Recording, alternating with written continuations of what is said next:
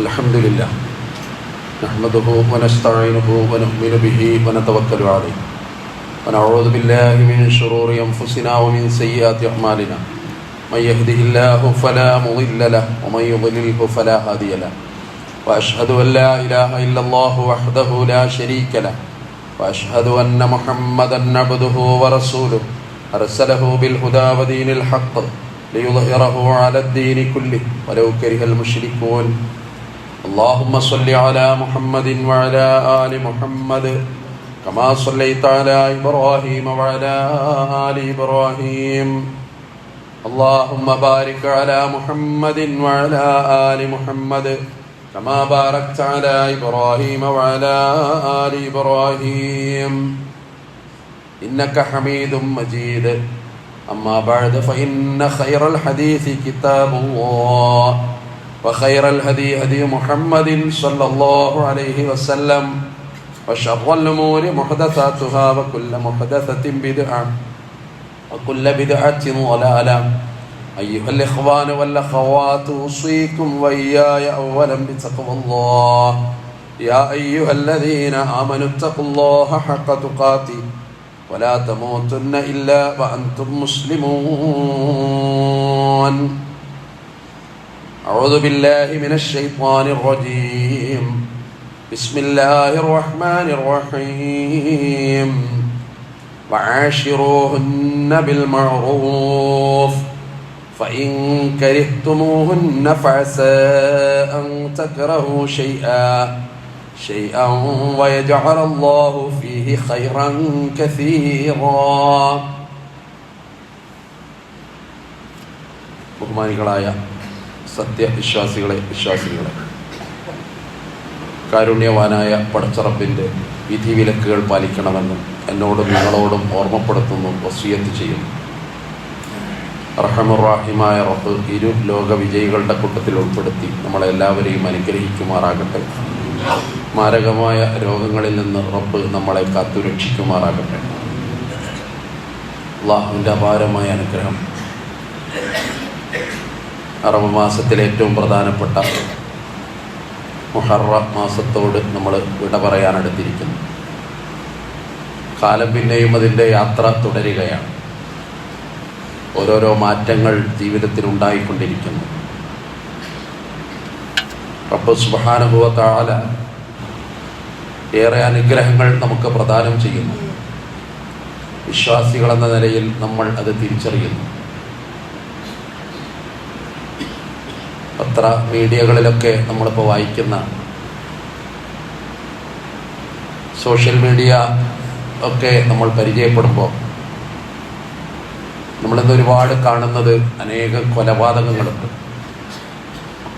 ആ കൊലപാതകങ്ങളിൽ ഏറ്റവും ഞെട്ടിപ്പിക്കുന്നത് ജീവിത പങ്കാളികൾ പരസ്പരം കഴുത്തറുത്ത് കൊലപ്പെടുത്തുന്നതാണ്.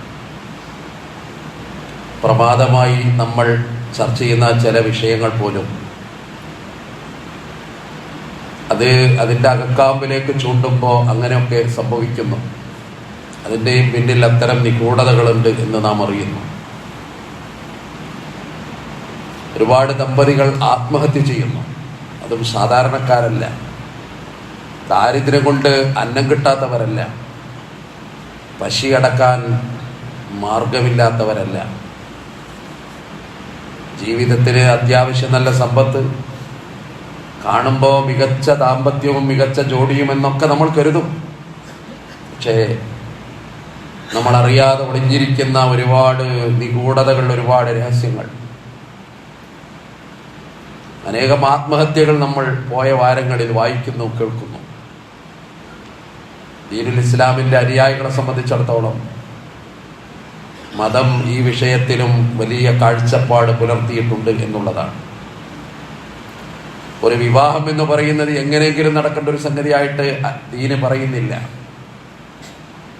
കൂടിയാലോചനകൾ ഉണ്ടാകണം, കുടുംബങ്ങൾ തമ്മിൽ ചർച്ചയുണ്ടാകണം, വിവാഹിതരാകുന്ന വ്യക്തികൾക്ക് പരസ്പരം താല്പര്യവും ഇഷ്ടവും ഉണ്ടാകണം. അടിച്ചേൽപ്പിക്കരുത്. മകള് വാശി പിടിക്കുക, എനിക്കിപ്പോൾ വിവാഹം വേണ്ട, വാപ്പ അങ്ങോട്ട് വാശി പിടിക്കുക, ഇപ്പം വിവാഹം അല്ലെങ്കിൽ എന്നെ 2 കഷ്ണാക്കും, വേണ്ട. അവളത് ബോധ്യപ്പെടുത്തേണ്ടതായിരുന്നു. പക്ഷേ സാധ്യമായില്ല നമുക്ക്, അല്ലെങ്കിൽ അവൾ ജീവിച്ച പുതിയ സാഹചര്യത്തിൽ. പുണ്യപ്രവാചകൻ സല്ലല്ലാഹു അലൈഹി വസല്ലമയുടെ കാലം അനേകം ഇതുപോലെ സംഭവങ്ങൾ ഉണ്ടായിട്ടുണ്ട്. പരസ്പരം ഇഷ്ടമുണ്ടാവുക എന്നുള്ളത് വിവാഹത്തിന്റെ ആദ്യപടിയാണ്. അന്ന ഇംറഅത്തൻ മിൻ വലദി ജഅഫർ, ജഅഫർ കുടുംബത്തിൽപ്പെട്ട ഒരു പെണ്ണ്, തഖവ്വഫത്, അവൾ ഭയപ്പെട്ടു, അയ്യുസവ്വിജഹാ വലിയുഹ, അവളുടെ പിതാവ് അവളെ വിവാഹം ചെയ്തു കൊടുക്കും. ഏത് സ്ഥിതിയിൽ വഹിയ കാരിഹത്തുൻ, അവൾക്ക് ആ വിവാഹത്തോട് വെറുപ്പാണ്. അങ്ങനത്തെ ഒരു വിവാഹം തന്നെ കൊണ്ട് തൻ്റെ കുടുംബം ചെയ്യുമെന്നവൾ ഭയപ്പെട്ടു.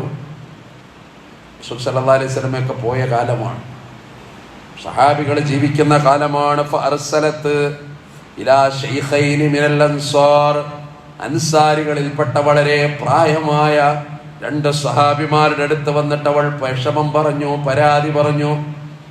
എൻ്റെ പിതാവ് ഒരു വിവാഹം നിശ്ചയിച്ചിട്ടുണ്ട്, എനിക്കത് പേടി തോന്നുന്നു, എനിക്ക് അയാളെ താല്പര്യമില്ല. ഇതാണ് വിഷയം. ഈ അൻസാരികൾ വിഷയം പഠിക്കണം. പ്രായമായ സഹാബിമാർ, റസൂലുള്ള വട പറഞ്ഞു പോയി, ഒരുപാട് മഹത്തുക്കൾ കടന്നുപോയി. ഇനി അവിടെ പ്രായമായ രണ്ട് അൻസാരികളായ മനുഷ്യന്മാർ അവർ തീരുമാനം എടുക്കാൻ പോവുകയാണ്. അവർ ഈ വിഷയത്തെപ്പറ്റി പഠിച്ചു, എന്താ ചെയ്യുക. വലിയ തീരുമാനിച്ചു, പക്ഷെ കുട്ടി സമ്മതിക്കുന്നില്ല. അപ്പൊ എന്ത് ചെയ്യണം? അപ്പോഴാണ് അവരാ ഭൂതകാലത്തിന്റെ ചരിത്രം ഓർത്തെടുത്തത്. സ്വഹീഹ് ബുഖാരിയിൽ ഈ സംഭവം പറയുന്നുണ്ട്. ഖിദാമിന്റെ മകൾ ഖൻസാഇനെ, ഖിദാം എന്ന് പറയുന്ന പിതാവ് അവൾക്ക് ഒട്ടും ഇഷ്ടമില്ലാത്ത ഒരാളുടെ കൂടെ വിവാഹം ചെയ്തു. ആ പെൺകുട്ടി നബിയോട് വന്നിട്ട് പുണ്യ നബി സല്ലല്ലാഹു അലൈഹി വസല്ലമയുടെ അടുത്ത് വന്ന് പരാതി പറയുകയാണ്, നബിയെ, എനിക്ക് തെല്ലും അതിഷ്ടമല്ല, പക്ഷെ എൻ്റെ കുടുംബം നിർബന്ധിച്ചിട്ട് ഞാനിപ്പോ വിവാഹിതയാണ്. നബി സല്ലല്ലാഹു അലൈഹി വസല്ലമ, വഹയി വരുന്ന പ്രവാചകൻ, ആ വിഷയത്തിൽ ഇടപെട്ടിട്ട് ഫറദ്ദൻ നബിയ്യു സല്ലല്ലാഹു അലൈഹി വസല്ലം, റസൂലുള്ളാഹി ആ വിവാഹത്തെ റദ്ദ് ചെയ്തു, ബന്ധം വേർപ്പെടുത്താൻ പറഞ്ഞു. താല്പര്യമെങ്കിൽ അത് വേണ്ട എന്ന് പറഞ്ഞു. ഈ ഹദീസിന്റെ പിൻബലത്തിൽ ഇഷ്ടമാകണം എന്നുള്ള ഒന്നാമത്തെ നിയമം. വലിയകൾ തമ്മിൽ ചർച്ച ചെയ്യണം എന്നുള്ള വേറൊരു സംഭവം കൂടിയുണ്ട്. ഇന്നിപ്പോ പലപ്പോഴും കുട്ടികൾ തമ്മിൽ ഇഷ്ടമാകുകയാണ്, പിന്നെ നിവൃത്തിയില്ലല്ലോ, അല്ലെങ്കിൽ കുടുംബത്തിന്റെ മാനം പോവുകയാണ്. അതിന് കൂടെ നിന്ന് കൊടുക്കേണ്ട ഒരു അവസ്ഥയാണ്. പിന്നീട് അവരുടെ ജീവിതത്തിൽ എന്തെങ്കിലും പാളിച്ചകളോ അബദ്ധങ്ങളോ സംഭവിച്ചാൽ വേറെ ആരുമില്ല, അവൾക്ക് പറയാൻ ഇനി ആരുമില്ല. ബന്ധപ്പെട്ടവരൊക്കെ പറയും, മോളെ എത്ര ഞങ്ങൾ പറഞ്ഞതാ നിന്നോട്. എല്ലാവരും കൈയൊഴിഞ്ഞപ്പോ ജീവിതത്തിന്റെ വലിയ ശൂന്യത, സ്നേഹബന്ധങ്ങളുടെ നിരാസം, താങ്ങാനൊരാളുമില്ലെന്ന തോന്നൽ, അതുണ്ടാക്കുന്ന വലിയ പ്രതിസന്ധി. അവിടെയാണ് ദീന് വളരെ കൃത്യമായി ഈ വിഷയങ്ങൾ ഇങ്ങനെ പറഞ്ഞു തരുന്നത്. മാതാപിതാക്കളുടെ സന്തോഷം, അതാകണം ഒരു വിവാഹം എന്ന് പറയുന്നത്.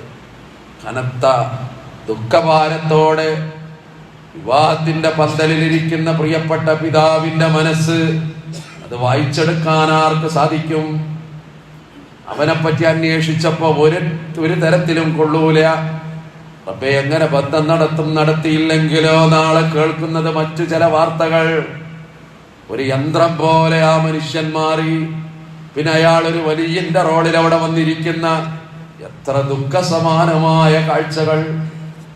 അള്ളാഹു കാത്തു രക്ഷിക്കുമാറാകട്ടെ. ഇസ്സത്ത്, അഭിമാനം എന്നൊക്കെ പറഞ്ഞാല് അത് വ്യക്തിക്കും കുടുംബത്തിനും ജീവിതത്തിനും ആവശ്യമാണ്. അതിന് പോറലേറ്റാൽ പിന്നെ ഒന്നും അർത്ഥമില്ല, പിന്നെ സൗന്ദര്യമില്ല, പിന്നെ സമ്പത്തില്ല, പിന്നെ അതുവരെ ചിരിച്ചിരുന്നവർ പോലും ചിലപ്പോൾ ചിരിച്ചോളണമെന്നില്ല. കണ്ടവർ കാണാതെ പോകും, കാണാത്ത പോലെ അഭിനയിക്കും, ജീവിതത്തിലെ ഒറ്റപ്പെടലുകൾ തുടങ്ങും. ഒരു സമൂഹത്തിനിടയിൽ സ്നേഹവാചനമായിട്ട് ജീവിച്ചവൾ അതല്ലാത്തൊരു സാഹചര്യം വരുമ്പോ അല്ലാതെ പതറിപ്പോകും അവർ. അതുകൊണ്ട് അതിനൊക്കെ നിയമം വരിക. ഉമ്മാന്റെ കണ്ണീര് വീഴ്ത്തിയിട്ടൊരു വിവാഹം, ബാപ്പയുടെ കണ്ണീര് വീഴ്ത്തിയിട്ടൊരു വിവാഹം. പുതിയ കാലം, മക്കൾ അങ്ങനെ അങ്ങനെ നമ്മളെ ഭീഷണിപ്പെടുത്തുകയാണ്. അവിടെയാണ് ഈ അധ്യാപനങ്ങളുടെ പ്രാധാന്യം. അവിടെയാണ് പരസ്പരം അറിയണം, പരസ്പരം ഇഷ്ടമാകണം ഒന്നാമത്തെ നിബന്ധന. ഇനി ഇസ്ലാം പറയുന്ന വേറൊരു സംഗതി, മറ്റുള്ളവരുടെ ജീവിതവുമായി ഒരിക്കലും താരതമ്യം ചെയ്യാൻ പാടില്ല. അവിടെ അങ്ങനെയാണ്, ഇവിടെ അങ്ങനെയാണ്. നമ്മളെ കുടുംബത്തിലൊക്കെ ഉള്ള ഒരു പ്രശ്നമാണത്. അവിടെ 4 ആളാ വന്നത്, അല്ലെ അവിടെ ഇങ്ങനെ ചെയ്ത്. എന്തിനാ ഈ താരതമ്യം? അല്ലെ അയാൾ അങ്ങോട്ട് പോയപ്പോൾ എന്നതാ വാങ്ങിക്കൊണ്ടുപോയത്, അത് വേണ്ട, അനക്ക് പറ്റണമെന്ന് വാങ്ങുക, അത്രേ ഉള്ളൂ അതിന് ഉത്തരം. ഈ താരതമ്യമാണ് നമ്മളൊക്കെ തകർത്ത് കളഞ്ഞത്. നമ്മളെ കുട്ടികളെ വിഷമിപ്പിച്ചാതല്ലേ. മക്കളെ നമ്മളെ ഉപദേശിക്കുമ്പോൾ തന്നെ നമ്മൾ പറയുന്ന വാക്കെന്താ? ഇന്ന വീട്ടിൽ എന്ന കുട്ടി, ഓനെങ്ങനെയാണ് പഠിപ്പ്, ഓനെങ്ങനെയാണ് A+. ഇതിങ്ങനെ പറയുമ്പോൾ ഈ കുട്ടിക്ക് മാനസികമായി ഉണ്ടാക്കുന്ന ഒരു ഷോക്കുണ്ട്. അത് നമ്മൾ അറിയുന്നില്ല. അവനെ തകർത്ത് തരിപ്പണാക്കാണ്. അവന്റെ മനസ്സിനെ മുച്ചൂടും വെടിവെച്ച് തരിപ്പണമാക്കുകയാണ് ക്രൂരമായിട്ട് നമ്മൾ ചെയ്യുന്നത്. നമ്മൾ പലപ്പോഴും അറിയുന്നില്ല. അതുകൊണ്ട് താരതമ്യം ഇസ്ലാമിൽ അനുവദിച്ചിട്ടില്ല. കാരണം ഖുർആൻ പറയുന്ന ഒറ്റ വാക്കുണ്ട്,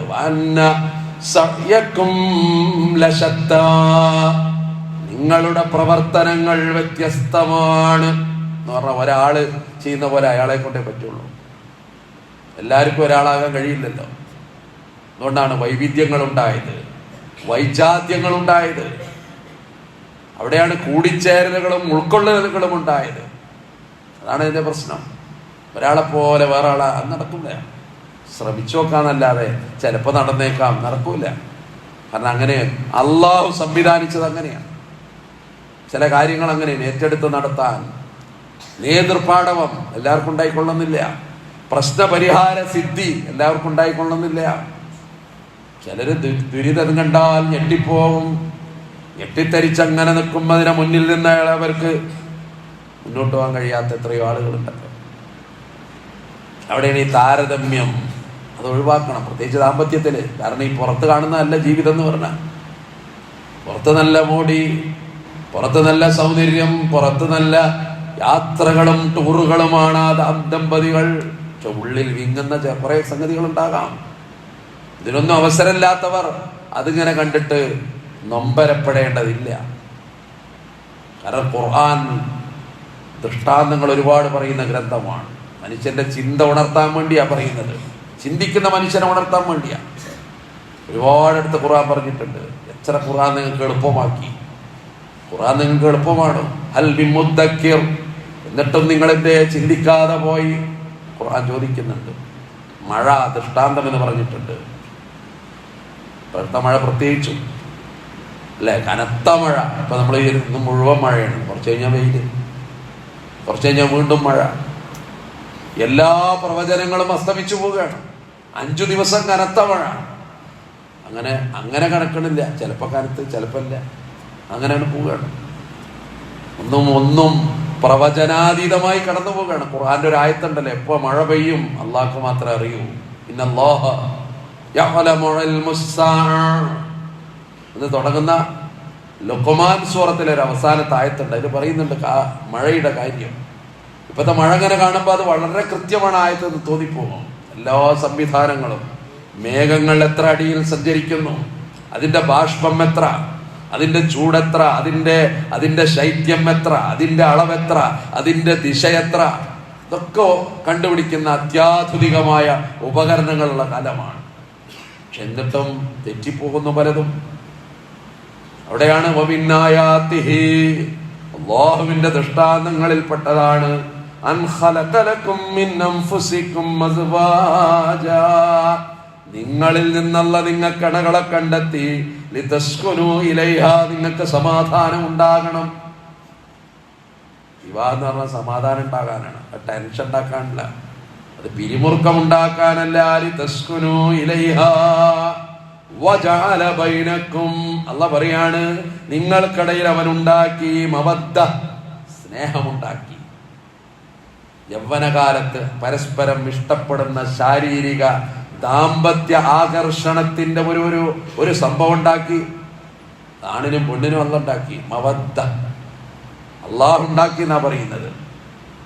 അവിടെ നിർത്താതെ വറഹ്മ, പിന്നെ കാരുണ്യവും ഉണ്ടാക്കി. തഫ്സീർ വായിക്കുമ്പോ കാണാം, മവദ്ദത്ത് യൗവനമാണ്, മവദ്ദത്ത് ആരോഗ്യമാണ്, അത് നല്ല മനുഷ്യന്റെ രക്തം തിളക്കുന്ന, സിരകൾക്ക് പ്രസരിപ്പുള്ള നല്ല കാലമാണ്. റഹ്മത്തോ അത് വാർദ്ധക്യമാണ്.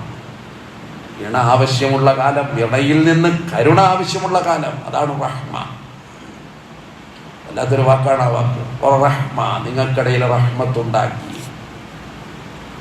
കഴിഞ്ഞ ആഴ്ച ഇടയിൽ പറഞ്ഞു പോയിരുന്നു, 50 വയസ്സ് 60 വയസ്സായാൽ നിങ്ങൾ അവിടെ കിടന്നോളി, ഞാൻ ഇവിടെ കിടക്കണത്. അങ്ങനെ ഒരു നിലപാട് ഇസ്ലാമികമേ അല്ല. പറഞ്ഞ പുണ്യനബി വഫാത്തിന്റെ ദിവസം വരെ അല്ലെ കൂടെ ആയിഷ ഉണ്ടായിരുന്നു, അല്ലെങ്കിൽ ഒരു സഹധർമ്മിണി ഉണ്ടായിരുന്നു. അവരൊന്നിച്ചു കിടക്കും. എന്തായിരുന്നു ആ ജീവിതം എന്നറിയാം. അത് വായിക്കുമ്പോൾ, ഹദീസുകളൊക്കെ വായിക്കുമ്പോൾ അത്ഭുതപ്പെട്ടു പോകും നമ്മൾ. ആയിഷ ബീവി പിൽക്കാലത്ത് പറയാണ്, ഞാൻ കുടിച്ചിട്ട് വെള്ളം ഞാൻ കുടിക്കാൻ തുടങ്ങുമ്പോ നബി പറയും, ആയിഷ എനിക്കും വെള്ളം വേണം. അപ്പൊ ഞാൻ കരുതും എടുത്ത് വേറെ കൊണ്ടുവരണമോ. ഞാൻ എൻ്റെ ചുണ്ടിൽ നിന്ന് വളർത്തുമ്പോ നബിയെ കൈ നീട്ടും, അപ്പൊ ഞാൻ കൊടുക്കും. അപ്പൊ പ്രവാചകൻ അത് കുടിക്കും. ഞാൻ ശ്രദ്ധിച്ചു, ഞാൻ എവിടെ ചുണ്ട് വെച്ചുവോ അവിടെ തന്നെ എൻ്റെ നബി ചുണ്ട് വെച്ചിട്ടാണ് ആ വെള്ളം കുടിക്കുന്നത്. അതാണ് ദാമ്പത്യം. അത് ഇണപിരിയാത്ത സ്നേഹമാണ്, അത് പാരസ്പര്യമാണ്, അത് റഹ്മത്താണ്, അത് മവദ്ദത്താണ്. എന്നിട്ട് ഖുർആൻ പറഞ്ഞൊരു വാക്കുണ്ട്, ഇന്ന ഫീ ദാലിക ലആയാതിൽ ലിഖൗമിൻ യതഫക്കറൂൻ. ചിന്തിക്കുന്നവർക്ക് ഇതിൽ ദൃഷ്ടാന്തം ഉണ്ടാക്കിയതാണ്. ഒന്നും ആയിരുന്നില്ലല്ലോ. ഒരു വിവാഹത്തിന്റെ കരാറിൽ ഇങ്ങോട്ട് വന്നിട്ട് ഒരു കുടുംബമായി മാറി, ഒരു മാതാവായി മാറി, ഒരു പിതാവായി മാറി, പിന്നെ കാലങ്ങൾക്ക് ശേഷം ഒരു പിതാമഹനായി മാറി, പിന്നെ ജീവിതവും ചരിത്രവും അടയാളപ്പെടുത്തുന്നവനായി മാറി. ചില മനോഹരമാണ് അള്ളാഹുവിന്റെ ഈ സംവിധാനം എന്നറിയുന്നത്. അവിടെയാണ് ഈ ഒരു വക പ്രശ്നങ്ങൾ. അതുകൊണ്ട് വിവാഹം ഒരു സാമ്പത്തിക ലക്ഷ്യത്തിനാകാൻ പാടില്ല. റസൂലുള്ളാഹിന്റെ കാലത്തൊക്കെ ചില വിവാഹങ്ങളെ പറ്റി നബി തന്നെ പറയുന്നു, തുൻകഹുൽ മർഅതു ലിഅർബ. 4 കാര്യത്തിന് പെണ്ണുങ്ങളെ വിവാഹം ചെയ്തു പോകുന്നു.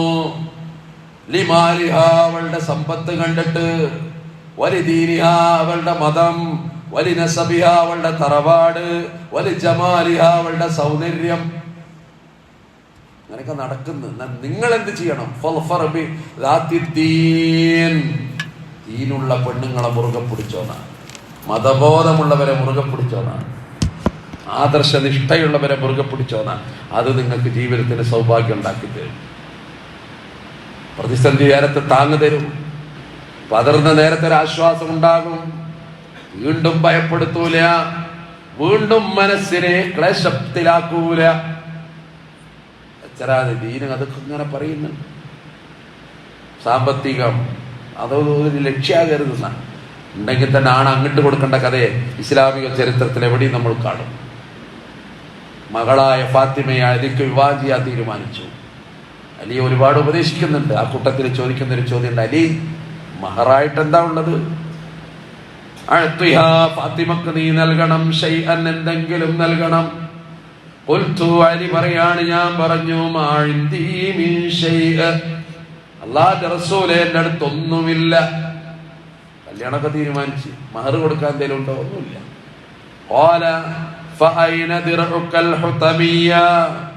അലി, നീ യുദ്ധത്തിന് പോയപ്പോ നീ ധരിച്ച ഒരു ഹുതമി കവചമുണ്ടായിരുന്നു, ഒരു പടയങ്കി, അത് നിന്റെ അടുത്തുണ്ടല്ലോ, അതില്ലേ? അപ്പൊ അലി പറഞ്ഞു, അതെന്റെ അടുത്തുണ്ട് നബിയേ, അത് കൊടുത്തു. അതാണ് ഫാത്തിമ ബീവിക്ക് അലി ഇബ്നു അബി താലിബ് നൽകിയ മഹർ. അത് വിറ്റാ വില കിട്ടുന്ന സാധനമാണെന്ന്. ആ പടയങ്കിയാണ് അലി റളിയല്ലാഹു അൻഹു മഹർ നൽകിയത്. നസായി റിപ്പോർട്ടിൽ കാണാം. പറഞ്ഞു വന്നത് സമ്പത്തിന്റെ സംഗതി ഉണ്ടെങ്കിൽ അവിടെ വരുന്നുള്ളൂ. അല്ലാതെ വരുന്ന പിരിമുറുക്കങ്ങൾ, പ്രയാസങ്ങൾ, അതൊക്കെ നാടും സമൂഹവും ഉണ്ടാക്കി തീർത്ത ഭീകരമായ അവസ്ഥകളാണ്. അതുകൊണ്ടാണ് റസൂലുള്ളാഹി സ്വല്ലല്ലാഹു അലൈഹി വസല്ലം പറഞ്ഞു, നിങ്ങളിൽ നല്ലവനാരാ? ഖിയാറുക്കും ലി അഹ്ലീക്കും. നിങ്ങളുടെ കുടുംബത്തോട്, ഭാര്യമാരോട് ഏറ്റവും നല്ല സ്വഭാവം കാണിക്കുന്നവർ. സ്വഭാവം നന്നാകണം. പെണ്ണുങ്ങളെ പറ്റി പറഞ്ഞു, ഖൈറു മതാഇദ് ദുനിയ, ദുനിയാവിലെ ഏറ്റവും നല്ല വിഭവം ഒരു പെണ്ണാണ്. എന്നിട്ട് ആ പെണ്ണിന്റെ പ്രത്യേകത പറയാ, ഇതാ നളറ ഇലൈഹാ സറത്തുഹു, നീ അവളെ നോക്കിയപ്പോഴേക്ക് അവൾ നിന്നെ സന്തോഷിപ്പിക്കും. ഒരു നോട്ടം മതി, മനസ്സിലൊരു കുളിര് കിട്ടും നിനക്ക്. ഖുർറത്തു അഅ്യുൻ വഇദാ അമറഹാ, നീ ഒരു കാര്യം അവളോട് പറഞ്ഞാൽ അത്താഅതുഹു, അത് അവൾ അനുസരിക്കും. ആണിനെ പറ്റി റസൂലുള്ളാഹി പറയാണ്, ലാ യഫറുഖു മുഅ്മിനുൻ മുഅ്മിനതൻ, ഒരു പുരുഷനും ഒരു മുസ്ലിം, ഒരു മുഅ്മിൻ പുരുഷൻ ഒരു മുഅ്മിനത്തായ തന്റെ സഹധർമ്മിണിയെ കുറ്റപ്പെടുത്തരുത്. ഇൻ കരിഹ മിൻഹാ ഖുലുഖൻ റളിയ മിൻഹാ ആഖർ, എന്തെങ്കിലും നീ ഇഷ്ടമല്ലാത്തൊരു കാര്യം അവളിലുണ്ടെങ്കിൽ സാരല്ലട്ടോ, നിനക്ക് ഇഷ്ടമുള്ള ഒരുപാട് കാര്യങ്ങളിൽ അവളിൽ ഉണ്ടാകുന്നു. നീ ഇഷ്ടപ്പെടുന്ന ഒരുപാട് കാര്യങ്ങളിൽ അവൾ വേറെ ഉണ്ടല്ലോ. നിനക്ക് അനിഷ്ടമായ എന്തെങ്കിലും ഉണ്ടെങ്കിലും ഖുർആൻ അതാ പറഞ്ഞു, നിസാ സൂറത്തിലെ 19-ാമത്തെ ആയത്ത്, വഅശിറൂഹുന്ന ബിൽ മഅറൂഫ്, വളരെ മാന്യമായിട്ട് നിങ്ങൾ നിങ്ങളുടെ സഹധർമ്മിണിമാരോട് പെരുമാറണം. ഫഇൻ കരിഹ്തുമൂഹുന്ന, ഇനി നിങ്ങൾക്ക് അവരുടെ ചില കാര്യങ്ങളിൽ വെറുപ്പുണ്ടെങ്കിലോ, ഫഅസാ അൻ തക്റഹു ശൈഅൻ വയജ്അൽ അല്ലാഹു ഫീഹി ഖൈറൻ കസീറാ, നിങ്ങൾ ആ വെറുത്ത കാര്യം ഉണ്ടല്ലോ, അള്ളാഹു ചിലപ്പോൾ അതിലൊരുപാട് ഖൈർ കണ്ടെത്തിയേക്കാം അല്ലേ. ചിലപ്പോൾ ഇങ്ങനെ വിമർശിക്കും സഹധർമ്മിണിമാർ, നമുക്ക് തോന്നുന്നത് എന്താ ഇങ്ങനെ. പക്ഷെ ആ വിമർശനത്തിൽ നമ്മളെ നേർവഴി നടത്താനുള്ള അവരുടെ ഉള്ളിലെ ദുആയാണെന്ന് പിന്നെ ബോധ്യപ്പെടും. ചില സംഗതികൾ അങ്ങനെ, നിങ്ങൾക്ക് അനിഷ്ടകരമായ കാര്യങ്ങൾ അവളിലുണ്ടെങ്കിൽ പോലും അത് പിന്നെ ഒരുപാട് ഖൈറുകൾ അതിലുണ്ടായേക്കാം. സൂറത്ത് നിസാഹിലെ 19-ാമത്തെ ആയത്തിൽ അല്ലാഹ് പറയാം. അവിടെയാണ് സമൂഹത്തിൽ നിന്നുള്ള ഒരുപാട് സംഗതികൾ. പുണ്യപ്രവാചകൻ സല്ലല്ലാഹു അലൈഹി വസല്ലമയെ പറ്റി ഒരുപാട് കാലം കഴിഞ്ഞിട്ടാണ്, അവിടുത്തെ ജീവിതമൊക്കെ കഴിഞ്ഞു. താബിയായ ഒരു സഹാബി, അദ്ദേഹത്തിന്റെ പേര് ഉർവ എന്നാണ്. താബിയായ ഒരു മനുഷ്യൻ, സഹാബിയല്ല, സഹാബിയുടെ തൊട്ടടുത്ത തലമുറയിൽ ജീവിച്ച ഉർവ എന്ന മനുഷ്യൻ അവിടെ വന്നു. ആയിഷ ബീവിയോട് ചോദിക്കുക, അത്ഭുതത്തോടു കൂടി ചോദിക്കുക, ആരൊക്കെയോ പറയുന്നത് കേട്ടിട്ടുണ്ട്, ഹൽ കാന യഅമലു നബിയ്യു സ്വല്ലല്ലാഹു അലൈഹി വസല്ലം ഫീ ബൈതി, അല്ല റസൂലുള്ളാഹി വീട്ടില് ജോലികളൊക്കെ ചെയ്തിരുന്നോ? നബി വീട്ടിൽ ജോലികളൊക്കെ ചെയ്തിരുന്നോ? അത്ഭുതത്തോടു കൂടി ചോദിക്കുക. അപ്പൊ ആയിഷ ബീവി പറഞ്ഞു കൊടുക്കാണ്, കാന യകൂനു ഫീ മിഹ്നതി അഹ്ലി, വീട്ടിലെല്ലാ പണിയും ചെയ്തേരും നബി.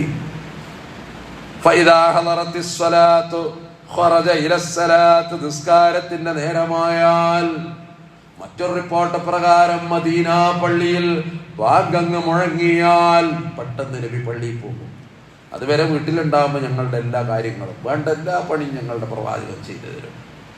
എന്തോ ഒരു മനോഹരമായ സുന്നത്ത് അല്ലേ. ചില മോമിനികൾ പറയാറുണ്ട്, എനിക്കൊരു ചായ ഉണ്ടാക്കാനും കൂടി അറിയില്ല. അഭിമാനമായിട്ടാണ് പലപ്പോഴും പറയാറുള്ളത്. നോക്കൂ എത്ര കൃത്യ നബിയുടെ ജീവിതം എന്നറിയും. കാലത്ത് ആയിഷ ബീവി തുടരുകയാണ്, കാന യഖുത്തു സൗബഹു, അവിടുത്തെ വസ്ത്രം അവിടുന്ന് തുന്നും, വയഗ്സിലു സൗബഹു, അവിടുത്തെ വസ്ത്രം അവിടുന്ന് കഴുകും, വയഹരിബു ഷാത്തഹു, അവിടുന്ന് ആടിനെ അറുക്കും, ആടിനെ കറക്കും, ഹലബ യഹ്ലിബു, ആടിനെ കറക്കും, പാല് കറക്കും, വയഖ്സിഫു നഅലഹു, അവിടുത്തെ ചെരുപ്പ് പോലും അവിടുന്ന് തുന്നും. ഇതൊക്കെ ഒരുപാട് പാഠഭാഗങ്ങൾ നമുക്ക് പകർന്നു നൽകുകയാണ്. ഇതെല്ലാം കൂടെ പഠിക്കുമ്പോൾ പിന്നെ ദാമ്പത്യത്തിൽ അവിശ്വാസക്കുറവുണ്ടാവില്ല. അത് വിശ്വസ്തയോടെ, അത് പാരസ്പര്യത്തിന്റെ കടമയാണെന്ന ബോധ്യത്തോടെ, അത് അമാനത്താണെന്നുള്ള ചിന്തയോടെ, സഹിച്ചും ക്ഷമിച്ചും പരസ്പരം പ്രാർത്ഥിച്ചും അങ്ങനെ മുന്നോട്ട് പോകാൻ സാധിക്കും. അങ്ങനെ സാധിക്കണം എന്നുള്ളതാണ്. അതാണ് ദീൻ ആ വിഷയത്തെക്കുറിച്ച് പറയുന്നത്. അതുകൊണ്ട് വാക്കുകൾ നന്നാക്കുക, പെരുമാറ്റം നന്നാക്കുക, സ്വഭാവം നന്നാക്കുക. നേരത്തെ പറഞ്ഞൊരു പ്രയോഗം ഉണ്ടല്ലോ, നോക്കുമ്പോഴേക്ക് അവൾ നിന്നെ സന്തോഷിപ്പിക്കും. അപ്പൊ ആ മുഖത്തെ വായിച്ചെടുക്കുക പുണ്യപ്രവാചകൻ സല്ലല്ലാഹു അലൈഹി വസല്ലം. ചില കൃത്യവും എത്രമേൽ വ്യക്തവുമാണ്. അത് ഉൾക്കൊള്ളാൻ നമുക്ക് സാധിക്കണം. അങ്ങനെ നമ്മളെ കുടുംബം അത് ഇമ്പമുള്ളതായി തീരണം. ആ രീതിയിൽ കടമകളും കടപ്പാടും സ്നേഹവും പുലർത്തി മുന്നോട്ട് പോകാൻ നമുക്ക് സാധിക്കണം. അല്ലാഹു റബ്ബുൽ ഇസ്സത്ത് നമ്മളെല്ലാവരെയും കുടുംബ ജീവിതത്തിൽ ഖൈറും ബറക്കത്തുമുള്ള ജീവിതമാക്കി തന്ന് അല്ലാഹു അനുഗ്രഹിക്കുമാറാകട്ടെ.